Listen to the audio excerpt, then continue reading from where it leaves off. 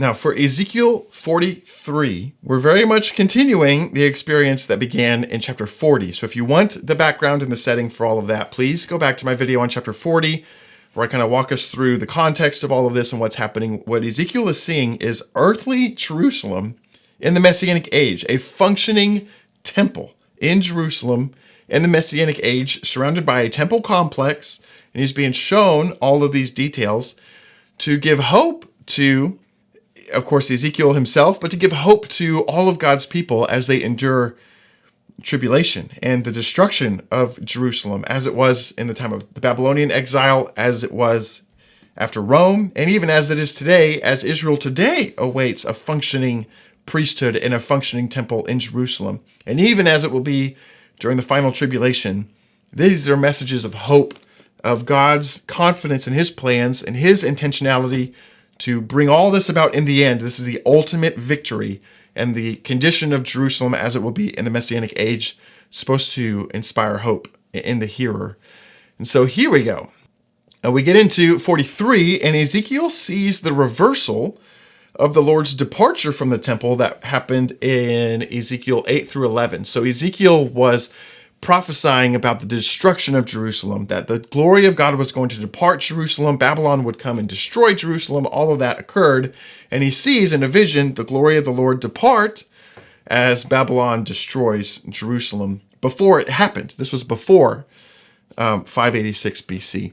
But now, far later, now that Jerusalem has been destroyed and his vision of the departure of the glory has been fulfilled, now, in exile, while Israel is, of course, captive in Babylon, he sees the reversal. He sees the glory of the Lord return.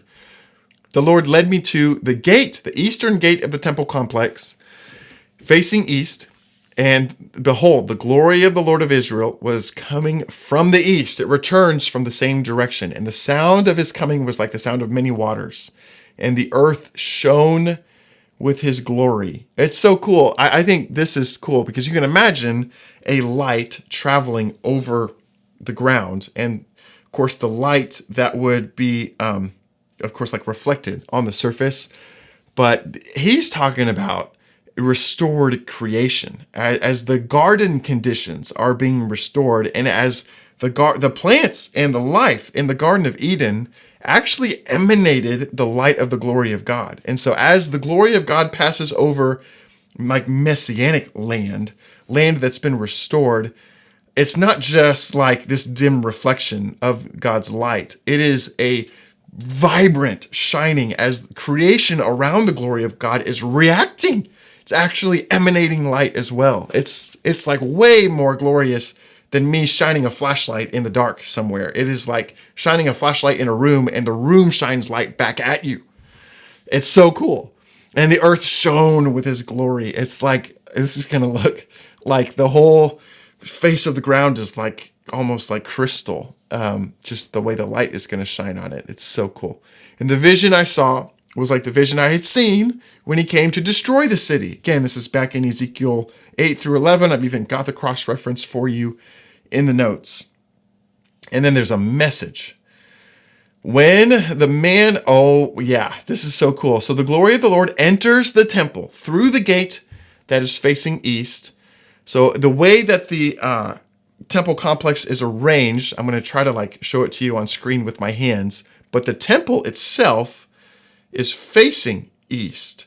And the glory of the Lord enters the temple through the eastern gate, the gate that's on the eastern side. It's like the glory is traveling westward. And so it enters the temple as the temple is like receiving it from the west. Wait a minute. Am I saying that right? No, wait. I think I'm saying that backwards. Yeah, the glory is traveling westward and the temple's receiving it from, the eastern horizon. So here comes the glory through the eastern gate into the temple as the glory travels west, boom, into the temple, and it resides there. And when the man who was standing beside me while the man was standing beside me, this is the angelic person, the man is standing to his side, but no, he hears a voice coming from inside the temple. So the glory of the Lord comes in the temple, and now the Lord is speaking to Ezekiel directly from within the temple. Son of man, this is the place of my throne, and the place of the soles of my feet. Whoa, it just gives you chills. Where I will dwell in the midst of the people of Israel forever. I just can't imagine to be Ezekiel seeing this. And the house of Israel shall no more defile my holy name. Again, by all these idolatries, by mixture, by tolerating compromise.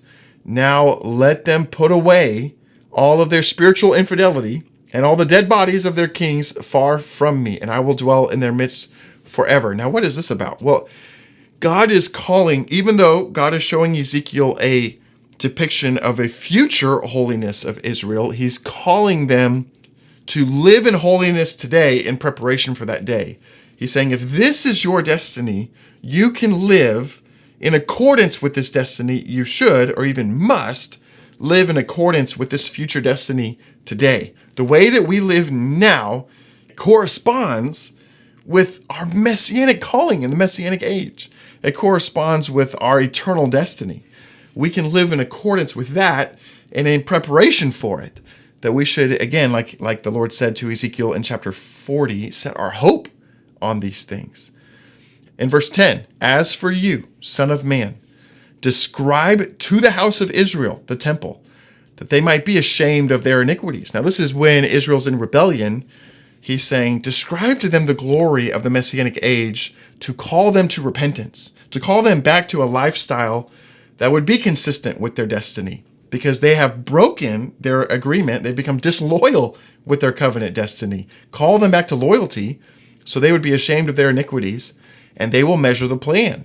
I mean, they're going to look at this and they're going to be, awestruck by it, by the measurements, and they're going to set their hope in it. They're going to be excited about it. And if they're ashamed of all that they have done, make known to them the design of the temple and its arrangements, its exits and entrances. And this is the whole design. Make it known to them, as well as its statutes and its whole design and all its laws. And write it down in their sight, that they may observe all its laws and all its statutes and carry them out. This is the law of the temple. The whole territory on top of the mountain all around shall be most holy. Behold, this is the law of the temple. Now, this is fascinating. I'm speculating that this might actually be a a role for Ezekiel, resurrected Ezekiel in the Messianic age. I wonder if resurrected Ezekiel is actually going to be given some sort of a guidance charge over the temple complex as it's being rebuilt. Like, why not? It certainly seems to be implied, but again, I think this is still a little bit of speculation. But we get the law of the temple complex is that this must all be kept holy. Nothing unclean can enter it. Certainly nobody who is not recipient of salvation can enter it. But even then, there are layers of ceremonial cleansing that have to be kept as people enter and exit the temple complex. It's fascinating. Now, it's interesting. Declare these things to the house of Israel, that they might be ashamed. When they're in rebellion and they're in pride, they're ashamed. But also, if they're in despair, declares these things to them, because it calls them back to the hope of their destiny. Even if they're given up in despair and say, all is hopeless, all is lost, which again is one of those situations that happens during the final tribulation Ezekiel had just seen. I think it was in Ezekiel 38, where the people of Israel say that it's hopeless. No, it's Ezekiel 37 in the valley of dry bones. All the bones are dry. Israel says we're hopeless. But the Lord says, no, you're not. This is still on. Even with a valley of dry bones, God can still bring this about. So again, huge message of hope. There are some instructions for the purification of the altar. This is an initial purification. Sounds like it's going to be done one time at the beginning of the Messianic age. They go through a ceremonial purification for the altar, which rests at the center of the square next to the temple, or at the front of the temple. Essentially, you would have the temple kind of near the center. You would have the altar, which I think is going to be at the very center of the square. And then you would have the eastern gate over here of the inner court.